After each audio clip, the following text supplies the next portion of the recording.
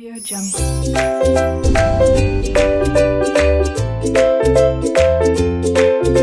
Hello everyone, welcome to Seekh study smartly. मैं हूं बलजिंदर सिंह। एक बार फिर से मेरे यूट्यूब चैनल पर आपका स्वागत करता हूं।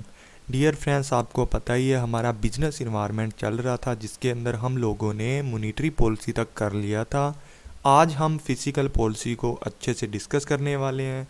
तो डियर फ्रेंड्स, जिन्होंने अभी तक मेरे चैनल पर नए आए हैं या जिन्होंने अभी तक यूट्यूब चैनल को सब्सक्राइब नहीं किया, जल्दी से जल्दी यूट्यूब चैनल को सब्सक्राइब कर दीजिए, बेल आइकन को दबा दीजिए ताकि आपको हर वीडियो का नोटिफिकेशन मिलता रहे। और डियर फ्रेंड्स, कमेंट ज़रूर कर दिया करो, मेरे को भी मोटिवेशन मिलता है उससे। तो हम स्टार्ट करते हैं फिजिकल पॉलिसी। तो फिजिकल पॉलिसी का जो मीनिंग होता है, इसके अंदर सबसे पहले वो देखा जाएगा इसके ऑब्जेक्टिव क्या होते हैं, इंस्ट्रूमेंट क्या होते हैं, type of physical policy, how does physical policy work, कैसे वर्क करती है, ये सारी चीज़ें इसके अंदर देखी जाएंगी। तो स्टार्ट करते हैं फिजिकल पॉलिसी के मीनिंग से। Physical policy is related to income and expenditure of government. ये गवर्नमेंट की इनकम और एक्सपेंडिचर से रिलेटेड होती है कि गवर्नमेंट किस तरीके से इनकम जनरेट करती है और किस तरीके से उस इनकम को खर्च करती है। वो क्या किसके अंदर आता है? फिजिकल पॉलिसी के अंदर आते हैं। फिजिकल पॉलिसी के अंदर 3-4 बातें इंक्लूड की जाती हैं। सबसे पहली बात होती है कि पब्लिक एक्सपेंडिचर पॉलिसी इसके अंदर इंक्लूड की जाती है। टैक्सेशन पॉलिसी होगी, पब्लिक डेप्ट पॉलिसी इसके अंदर इंक्लूड की जाती है, डेफिशिएट फाइनेंसिंग इसके अंदर इंक्लूड की जाती है। उसके बाद बात करते हैं it refer to budgetary policy of government. इसको बजटरी पॉलिसी भी बोला जाता है, ठीक है। जो हमारी फिजिकल पॉलिसी होती है उसको बजटरी पॉलिसी भी बोला जाता है। Which involve the government manipulating it level of spending and tax rates with in the economy. इसके अंदर बात की जाती है कि बजटरी पॉलिसी के अंदर या फिजिकल पॉलिसी के अंदर क्या किया जाता है कि गवर्नमेंट के द्वारा अपने खर्चे, जिसको एक्सपेंस बोला जाता है या स्पेंडिंग बोली जाती है, इन्वेस्टमेंट बोली जाती है, और टैक्स रेट को क्या किया जाता है? मैनिपुलेट किया जाता है, उसके साथ छेड़छाड़ करके इकोनॉमिक्स के अंदर जो भी हमारी इकोनॉमी है ना पूरी की पूरी, उसको कंट्रोल में लाया जाता है। उसके बाद बात करते हैं the physical policy is the great important for both development and under development country. Developed and under development country मतलब जो पूरी तरह डेवलप हो चुकी हैं या अंडर डेवलप चल रही हैं, दोनों ही कंट्रीज़ के लिए फिजिकल पॉलिसी है बहुत ही इम्पोर्टेंट और ग्रेट पॉलिसी मानी जाती है, ठीक है। इसके द्वारा गवर्नमेंट क्या करती है? अपने एक्सपेंस और इनकम जनरेट करती है ताकि जो भी इकोनॉमी है उसको ग्रोथ पे लेके आया जा सके। इसके अंदर बात करते हैं कि किस किस चीज़ को प्रमोट करती है फिजिकल पॉलिसी। इकोनॉमिक ग्रोथ को बढ़ाती है, एम्प्लॉयमेंट जनरेट करती है, इकोनॉमिक ग्रोथ को बढ़ाती है, एम्प्लॉयमेंट जनरेट करती है, सोशल वेलफेयर करती है, इस तरीके के बहुत सारे काम करती है। उसके बाद बात करते हैं it is the sister strategy to monetary policy. Monetary policy हम लोगों ने पढ़ी थी। मॉनेटरी पॉलिसी के अंदर क्या किया जाता था? सारे के सारे जैसे बैंक रेट होगी, SLR हो गया, CRR हो गया, जितने भी थे वो इंटरेस्ट रेट और मनी सप्लाई को कंट्रोल करते थे। लेकिन इसके अंदर जो पूरी की पूरी इकोनॉमी है ना, उसको इन्फ्लुएंस करने के लिए टैक्स रेट और स्पेंडिंग दोनों चीज़ों को क्या किया जाता है? यूज़ किया जाता है इसके अंदर, और इसको सिस्टर स्ट्रेटजी बोला जाता है मॉनेटरी पॉलिसी की। उसके बाद बात करते हैं कि फिजिकल पॉलिसी में be defined as that part of government economic policy. जो भी हमारी गवर्नमेंट इकोनॉमिक पॉलिसी है ना, मैंने उसमें भी बताया था, जैसे हम लोगों ने क्या किया था, बिजनेस के 2 तरीके के इन्वायरमेंट होते हैं, इंटरनल और एक्सटर्नल। एक्सटर्नल के अंदर क्या होता है? Micro and macro. मैक्रो के अंदर होती है इकोनॉमिक्स। तो इकोनॉमिक्स इन्वायरमेंट के अंदर बहुत सारी चीज़ें आती हैं, मैंने बताया था, इकोनॉमिक कंडीशन आती है, इकोनॉमिक सिस्टम आता है, इकोनॉमिक पॉलिसी आती है। तो फिजिकल पॉलिसी भी उसी का पार्ट है, ठीक है। उसके बाद देखते हैं कि ये किस चीज़ को डील करता है? टैक्सेशन को, गवर्नमेंट एक्सपेंडिचर को, डेफिशिएट फाइनेंसिंग को या पब्लिक डेप्ट को। इन सारी चीज़ों की मैनेजमेंट इसके अंदर की जाती है और ये देखा जाता है अभी हमारी इकोनॉमी के अंदर कितना पैसा लगाया जाए, किस एक्टिविटी पर लगाया जाए और कब लगाया जाए, ताकि हमारी जो इकोनॉमी है ना वो बहुत ही स्मूथली रन करे और उसको ज़्यादा से ज़्यादा ग्रोथ किया जा सके। फिजिकल पॉलिसी का जो मेन ऑब्जेक्टिव यही होता है। उसके बाद बात करते हैं physical policy mean the use taxation and public expenditure by the government for stabilization and growth of the economy. Economy की ग्रोथ करने के लिए क्या किया जाता है, इसके अंदर टैक्सेशन और पब्लिक एक्सपेंडिचर दोनों को क्या किया जाता है, मैनिपुलेट किया जाता है, ज़्यादा से ज़्यादा इसमें चेंजिंग की जाती है टाइम टू टाइम, और डिसाइड किया जाता है कितना एक्सपेंडिचर करना है और कितना टैक्स लगाना है। ये सारी बातें करके क्या किया जाता है, स्टेबल किया जाता है इकोनॉमी को और इकोनॉमी की ग्रोथ को बढ़ाया जाता है। ठीक है, उसके बाद ना बहुत सारी चीज़ें मैंने पीछे भी बताया है, इसके अंदर जो इंस्ट्रूमेंट कौन कौन से यूज़ करती है सरकार, जैसे बजट हो गया, टैक्सेशन हो गया, पब्लिक एक्सपेंडिचर हो गया, पब्लिक रेवेन्यू हो गया, पब्लिक डेप्ट, फिजिकल डेफिशिएट, जो भी इसके अंदर यूज़ किए जाती हैं सारी की सारी, ताकि इकोनॉमी को स्टेबल किया जाए और उसकी ग्रोथ को बढ़ाया जाए। उसके बाद बात करते हैं कि फिजिकल पॉलिसी के ऑब्जेक्टिव क्या क्या होते हैं। तो सबसे पहले क्या होता है, भी जितने भी हमारे रिसोर्सेज होते हैं ना, mobilization resources for quick economic growth for of the country, जितनी भी हमारी कंट्री के सोर्सेज हैं ना, रिसोर्स हैं, उनको इस तरीके से मोबिलाइज किया जाता है ताकि क्विक इकोनॉमिक को डेवलपमेंट किया जा सके, इकोनॉमी की जो ग्रोथ है उसको ज़्यादा से ज़्यादा इंक्रीज किया जा सके। उसके बाद क्या बात करते हैं, to increase the rate of saving, भी ज़्यादा से ज़्यादा ना सेविंग को क्या किया जाता है, बढ़ाया जाता है, लोगों को मोटिवेशन किया जाता है, उनको समझाया जाता है कि ज़्यादा से ज़्यादा सेविंग करो ताकि हम लोग सफिशिएंट जो फाइनेंस हैं हमारी इकोनॉमी के लिए क्या कर सकें, जुटा सकें या प्राप्त कर सकें, ताकि हमारी इकोनॉमी की जो ग्रोथ है बढ़ती जाए। उसके बाद बात की जाती है कैपिटल फॉर्मुलेशन। जब भी बात करते हैं ना कि investment, to increase the rate of investment in the economy so as the promote capital formation, तो क्या बात करते हैं इसके अंदर कि जब भी हम लोग क्या करते हैं, लोगों को सेविंग करने के लिए क्या करते हैं, प्रमोट करते हैं, तो वो पैसा इकट्ठा हो जाता है बैंकों के पास, वो सेविंग करते हैं, तो वहाँ से क्या किया जाता है, इन्वेस्टमेंट में पैसा लगा दिया जाता है, तो कैपिटल फॉर्मेशन किया जाता है, मतलब कैपिटल को इकट्ठा किया जाता है ताकि हमारी इकोनॉमी के इंफ्रास्ट्रक्चर पर लगा के इकोनॉमी को ज़्यादा से ज़्यादा डेवलप किया जा सके। उसके बाद बात करते हैं टू रिमूव पॉवर्टी। जब इकोनॉमी के अंदर इंफ्रास्ट्रक्चर लगाएंगे, ठीक है, वहाँ काम स्टार्ट होगा, लोगों को काम मिलेगा, लोगों के काम मिलेगा तो लोगों के पास पैसा आएगा, पैसा आएगा तो उनकी गरीबी दूर होगी, उनको खाने पीने को मिलेगा। ठीक है, उसके बाद बात करते हैं to maintain and achieve the full employment. वही बात आ गई, काम मिलेगा तो एम्प्लॉयमेंट, अनएम्प्लॉयमेंट छूम अंतर हो जाएगी। उसके बाद बात करते हैं to stabilize the price level. Price level को कैसे स्टेबल किया जाता है कि टैक्स लगा दिए जाते हैं, आगे इसको अच्छे से पढ़ेंगे कि टैक्स कैसे लगा दिए जाते हैं, कि जो ऐसी चीज़ें होती हैं ना जो बहुत ज़्यादा इम्पोर्टेड होती हैं उन पर टैक्स ज़्यादा लगाया जाता है ताकि लोग कम, उनकी डिमांड कम करें और प्राइस का जो लेवल है उसको स्टेबल रखा जा सके। उसके बाद बात करते हैं to stabilization the growth rate of economy. जब भी बात करते हैं ना कि हम लोग सेविंग करेंगे, इन्वेस्टमेंट करेंगे, तो स्टेबल ग्रोथ ऑफ इकोनॉमी कैसे किया जाएगा कि हर जगह पे इन्वेस्टमेंट करनी है। ऐसा नहीं है कि सिर्फ डेवलपमेंट एरिया में इन्वेस्टमेंट करनी है, सब जगह पे स्टेबल ग्रोथ हो ताकि पूरी वर्ल्ड की हमारा पूरी इंडिया है ना, पूरी इंडिया का जो भी हमारा इकोनॉमी है उस सारी को ग्रोथ किया जा सके। उसके बाद बात करते हैं टू रिड्यूस इकोनॉमिक इक्वालिटी, मतलब हर जगह पे इन्वेस्टमेंट करनी है। जो हमारे क्या होते हैं, रूरल एरिया होते हैं ना, जो ग्रामीण क्षेत्र होते हैं जहाँ पर कोई भी फैक्ट्री वगैरह नहीं लगी होती, वहाँ जाके भी फैक्ट्री लगाएं, उस एरिया को भी डेवलपमेंट करें ताकि धीरे धीरे हमारा पूरा इंडिया ग्रोथ करे। उसके बाद बात करते हैं to ensure optimum utilization of the resources, कि रिसोर्सेज को ज़्यादा से ज़्यादा यूटिलाइज करना है ताकि ज़्यादा से ज़्यादा रिटर्न आए और हमारी इकोनॉमी की ग्रोथ हो।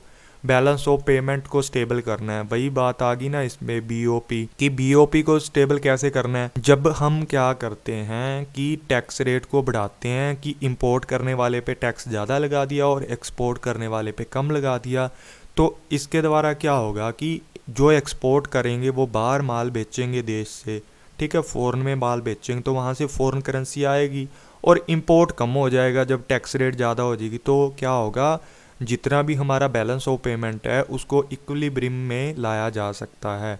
उसके बाद बात करते हैं टेक्निक्स ऑफ फिजिकल पॉलिसी, कि क्या टेक्निक्स हैं, क्या टूल्स हैं, क्या कंपोनेंट हैं, क्या इंस्ट्रूमेंट हैं हमारी फिजिकल पॉलिसी के।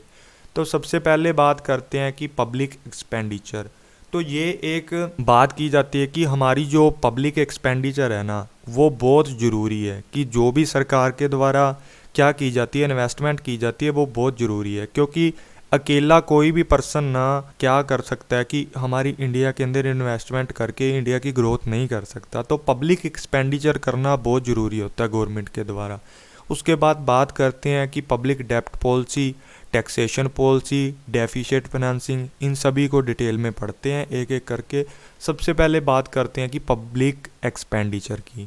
पब्लिक एक्सपेंडिचर क्या होता है कि जो भी हमारी गवर्नमेंट होती है ना, चाहे वो सेंटर की है, स्टेट की है, लोकल गवर्नमेंट है, उसके द्वारा क्या किया जाता है कि सोशल एक्टिविटीज़ को देखते हुए, पूरी इकोनॉमी को देखते हुए इस तरीके से इन्वेस्टमेंट की जाती है, इस तरीके से एक्सपेंडिचर किया जाता है ताकि जो हमारे लोग हैं उनको भी ज़्यादा से ज़्यादा सेटिस्फैक्शन मिले और हमारी इकोनॉमी की ग्रोथ भी हो जाए। ठीक है, ये ना इकोनॉमिक एक्टिविटी है जो पब्लिक एक्सपेंडिचर है ना, ये बहुत ज़्यादा क्या करता है, इन्फ्लुएंस करता है इकोनॉमिक एक्टिविटीज़ पर कंट्री की। तो इसके अंदर बहुत सारी चीज़ें आती हैं, जैसे कहाँ कहाँ पब्लिक एक्सपेंडिचर किया जाता है। पब्लिक एक्सपेंडिचर के अंदर नॉन डेवलपमेंट और डेवलपमेंट दो तरीके से एक्सपेंडिचर हो सकता है। Transfer and non transfer expenditure हो सकता है। प्रोडक्टिव एंड अनप्रोडक्टिव एक्सपेंडिचर हो सकता है। ग्रांट्स एंड परचेज प्राइस, इस तरीके से बहुत सारे क्या हो सकते हैं, एक्सपेंस हो सकते हैं एक गवर्नमेंट के द्वारा। और बात होती है कि गवर्नमेंट के द्वारा जब एक्सपेंडिचर किया जाता है तो बहुत सोच समझ के करना चाहिए, क्योंकि उसके अंदर सारी के सारी इकोनॉमी की ग्रोथ और अनएम्प्लॉयमेंट को एम्प्लॉयमेंट में बदलने के लिए, पॉवर्टी ख़त्म करने के लिए सारे एक्शन उसके अंदर इंक्लूड होने चाहिए। तो पब्लिक एक्सपेंडिचर के द्वारा क्या क्या चीज़ें हो सकती है, डेवलप द पब्लिक एंटरप्राइज, जितने भी गवर्नमेंट सेक्टर हैं, ठीक है, उनके एंटरप्राइज हैं जो काम कर रहे हैं उनको ज़्यादा से ज़्यादा डेवलप किया जाना चाहिए।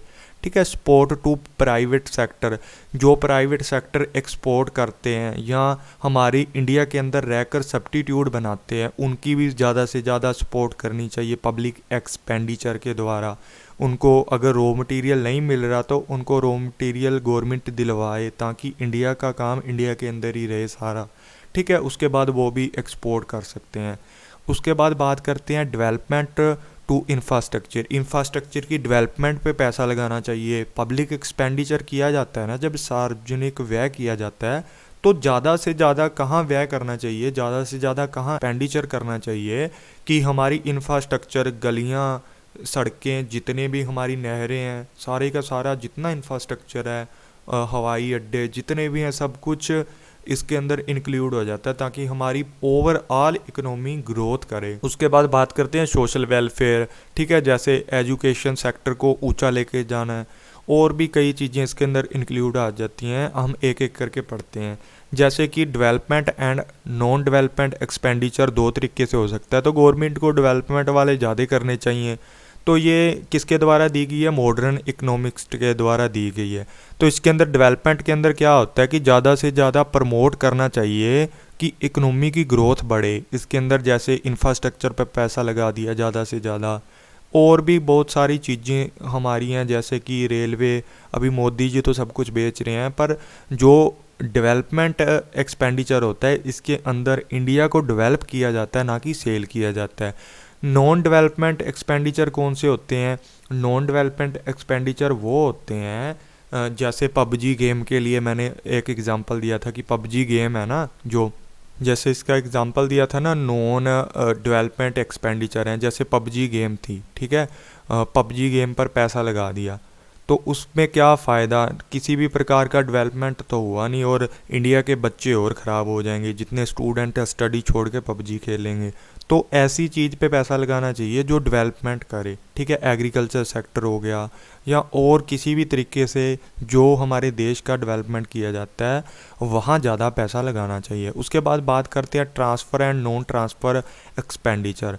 ट्रांसफ़र वो होते हैं जिसके द्वारा किसी भी तरीके की गवर्नमेंट को रिटर्न नहीं मिलती, जैसे कि नेशनल ओल्ड पेंशन स्कीम है। ठीक है, इंटरेस्ट पेमेंट है, सब्सिडी दे दी, गवर्नमेंट के द्वारा सब्सिडी दे दी, जो भी अनएम्प्लॉयमेंट अलाउंसेस है वो दे दिए, ठीक है। वेलफेयर के लिए बेनिफिट, वीकर सेक्शन के लिए जो भी वो दिए जाते हैं, हमारे जितने भी अलाउंसेस दिए जाते हैं या उनको पेंशन दी जाती है, वो उनसे किसी भी प्रकार की रिटर्न नहीं होती।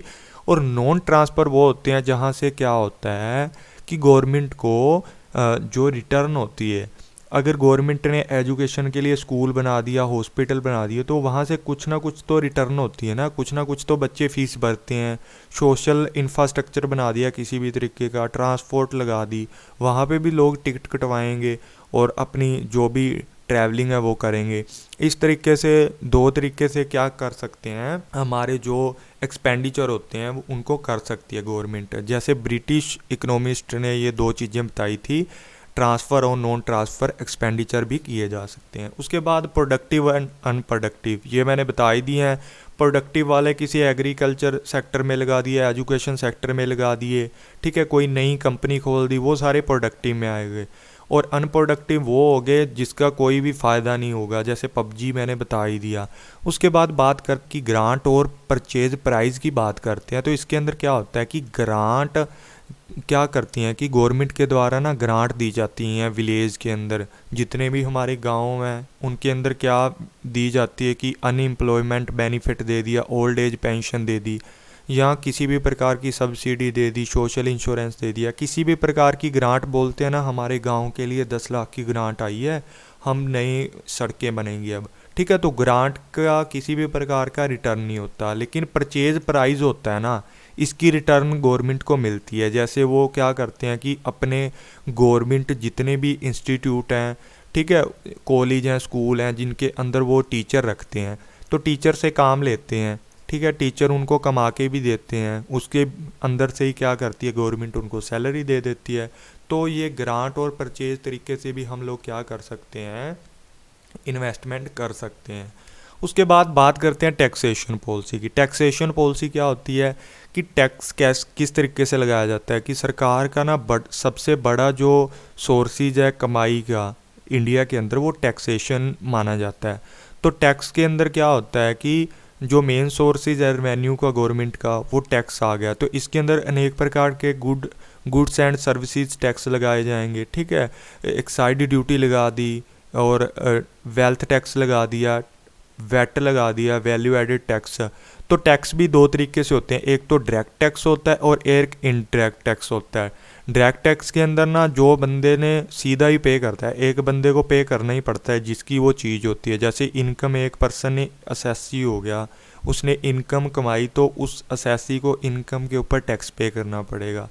इनडायरेक्ट टैक्स कैसे होता है कि हम लोगों ने कोई भी चीज़ खरीद ली, जैसे एक एलईडी ले आए हम लोग, ठीक है, इसके ऊपर जो भी टैक्स हम लोग देंगे ना, जो भी हम लोगों ने एलसीडी खरीदी है, जो गुड्स खरीदी है, तो इसके अगर ये इंपोर्टेड है तो एक्साइज ड्यूटी देनी पड़ेगी, कस्टम ड्यूटी देनी पड़ेगी। तो इसके ऊपर जो भी टैक्स लगते हैं, जो शॉपकीपर होता है वो हमसे टैक्स लेके वो गवर्नमेंट को क्या करता है, मैन्युफैक्चरर जमा करवा देता है, ठीक है। टैक्सेशन पॉलिसी के भी बहुत सारे बेनिफिट हैं। मोबिलाइजेशन रिसोर्सेज, टैक्स के द्वारा क्या किया जाता है, पैसा इकट्ठा किया जाता है, ठीक है, उस रिसोर्सेज को अलग अलग तरीके से यूज़ किया जाता है। सेविंग को प्रमोट करता है। सेविंग को कैसे प्रमोट करता है कि कई बार क्या होता है कि टैक्स हम लोग क्या करते हैं कि इनकम टैक्स नहीं लगाते कई लोगों पर। क्यों नहीं लगाते कि वो बंदा किसी नेशनल सेविंग सर्टिफिकेट में पैसे लगा रहा है, ठीक है, किसी भी प्रीविडेंट फंड में पैसे लगा रहा है, तो वहाँ से उसकी सेविंग प्रमोट की जाती है। वहाँ से उनको सेविंग प्रमोट करने के लिए वो टैक्स से बचने के लिए प्रीविडेंट फंड में पैसा लगा देगा, तो सेविंग प्रमोट हो जाती है टैक्स से। इन्वेस्टमेंट हो जाती है कि कईयों को क्या मिलता है कि ज़्यादा से ज़्यादा रेट ऑफ इंटरेस्ट भी मिलता है, और साथ में क्या होता है कि अगर इस प्रोजेक्ट में पैसा लगाओगे ना तो आपका टैक्स भी इसके ऊपर माफ़ हो जाएगा, ठीक है। उसके बाद इनक्वालिटी इनकम एंड वेल्थ, कि जो भी आय और धन की असमानता होती है ना, इनकम और वेल्थ की, कि कोई बंदा गरीब है तो वो बिल्कुल गरीब होता जा रहा है, कोई अमीर है तो वो ज़्यादा अमीर होता जा रहा है। तो टैक्सेशन पॉलिसी के अंदर क्या होता है कि जो बंदा ज़्यादा अमीर है उस पर ज़्यादा टैक्स लगाया जाता है, और जो गरीब है उस पर कम टैक्स लगाया जाता है। डेवलपमेंट ऑफ बैकवर्ड एरिया की डेवलपमेंट कैसे की जाती है? जब भी टैक्स रेवेन्यू का एक सोर्स है सरकार के लिए, गवर्नमेंट के लिए रेवेन्यू का सोर्स है टैक्स, तो टैक्स से जो पैसा इकट्ठा किया जाता है वो बैकवर्ड एरिया पे लगा के उनकी डेवलपमेंट की जाती है। रेवेन्यू इकट्ठा किया जाता है, टैक्स से ज़्यादा रेवेन्यू बनाया जा सकता है। उसके बाद बात करते हैं प्रमोटिंग इकोनॉमिक ग्रोथ। जब पैसा लगाएंगे बैकवर्ड एरिया पे, इंफ्रास्ट्रक्चर तैयार होगा, इकोनॉमी की ग्रोथ होगी। वहाँ पर पैसा लगाएंगे इंफ्रास्ट्रक्चर बनाने के लिए तो क्या होगा? अनएम्प्लॉयमेंट दूर होगी, क्योंकि वहाँ लोगों को काम मिलेगा, लोगों के हाथ में पैसा आएगा, उनको खाने के लिए मिलेगा और उनकी गरीबी दूर हो जाएगी। और सोशल वेलफेयर भी होता है कि एजुकेशन फ्री देना लोगों को। ऐसे स्कूल हैं जिसमें नाम मात्र ही फीस है गवर्नमेंट स्कूलों के अंदर, तो सोशल वेलफेयर भी किया जाता है। पेंशन दे दी जाती है, ओल्ड एज पेंशन, वो भी सोशल वेलफेयर में आता है। वो टैक्स से पैसा इकट्ठा करके गरीब लोगों में भी क्या करते हैं? हेल्प करते हैं और उनको पेंशन भी देते हैं। उसके बाद बात करते हैं पब्लिक डेप्ट पॉलिसी। भी अब इतना सारा पैसा अकेला टैक्स से तो इकट्ठा कर नहीं सकती गवर्नमेंट। जितनी भी क्या होती हैं कि गवर्नमेंट की लाइबिलिटीज़ होती हैं या उन्होंने एक्सपेंडिचर करना है, तो बहुत सारा पैसा चाहिए होता है उसके लिए। तो अकेला क्या कर सकता है? टैक्स से वो पैसा नहीं इकट्ठा किया जा सकता। तो पब्लिक डेप्ट include total liability of the union government that to be paid from the consolidation fund of India. भी जो भी पब्लिक डेप्ट होता है ना, इसके लिए जो भी पैसा इकट्ठा किया उसके अंदर से पे किया जाता है, पहली बात। तो दूसरी बात ये है कि गवर्नमेंट को बहुत सारा need a lot of funds from the economic development of the country. Economy की डेवलपमेंट के लिए बहुत सारा पैसा चाहिए होता है और वो अकेला टैक्स से इकट्ठा नहीं किया जा सकता, क्योंकि हमारी जो कंट्री है ना, वो वहाँ के जो हमारे लोग हैं यहाँ के, वो गरीब हैं। और टैक्स क्या होता है कि एक लिमिट तक लगाया जाता है। टैक्स भी पे एक कैपेबिलिटी तक किया जाता है। अगर ज़्यादा से ज़्यादा टैक्स लगाया जाएगा ना, तो सेविंग एंड इन्वेस्टमेंट लोग कम कर देंगे और उसके ऊपर गलत इफ़ेक्ट पड़ेगा। Adverse effect of the tax on saving and investment. तो इस तरीके से क्या किया जाता है कि जो गवर्नमेंट है उसको ना दो तरीके से क्या करना पड़ता है, फिर टैक्स के अलावा भी पैसा इकट्ठा करना पड़ता है, ताकि ज़्यादा से ज़्यादा मनी को कलेक्ट करके इकोनॉमी की ग्रोथ की जा सकते हो। सबसे पहले होता है इंटरनल डेप्ट। इंटरनल डेप्ट के अंदर होता है क्या है कि हमारी जितनी भी गवर्नमेंट है ना, तो वो क्या करती हैं कि नई नई स्कीमें निकालती हैं, लोगों को सेविंग के लिए प्रमोट करती हैं। साथ ही साथ जो भी हमारे नेशनल सर्टिफिकेट होते हैं, सेविंग सर्टिफिकेट, उसके अंदर पैसा लगाने को बोलती हैं। वो बैंक उनको ज़्यादा से ज़्यादा बोलते हैं, जो भी हमारे लोग होती हैं, पब्लिक होती हैं, कि आप इस चीज़ में पैसा लगाओ, आपको ज़्यादा प्रॉफिट होगा, बेनिफिशियल रहेगा आपके लिए। तो वहाँ से स्मॉल जो सेविंग होती है वो कलेक्ट करके बैंक के थ्रू गवर्नमेंट उनको भी क्या करती है? पब्लिक एक्सपेंडिचर के रूप में क्या करती हैं? यूज़ करती हैं। ठीक है, इंटरनल का तो हमारे देश से इकट्ठा कर लिया। जो भी गवर्नमेंट सिक्योरिटी हैं उनको क्या कर देती हैं? अप्लाई कर दिया जाता है या बांट दी जाती हैं कि गवर्नमेंट सिक्योरिटी के बदले में आपको पैसे मिलेंगे। जब वो उनके ऊपर ब्याज मिलेगा तो लोग क्या करते हैं? इन्वेस्टमेंट करना स्टार्ट कर देते हैं।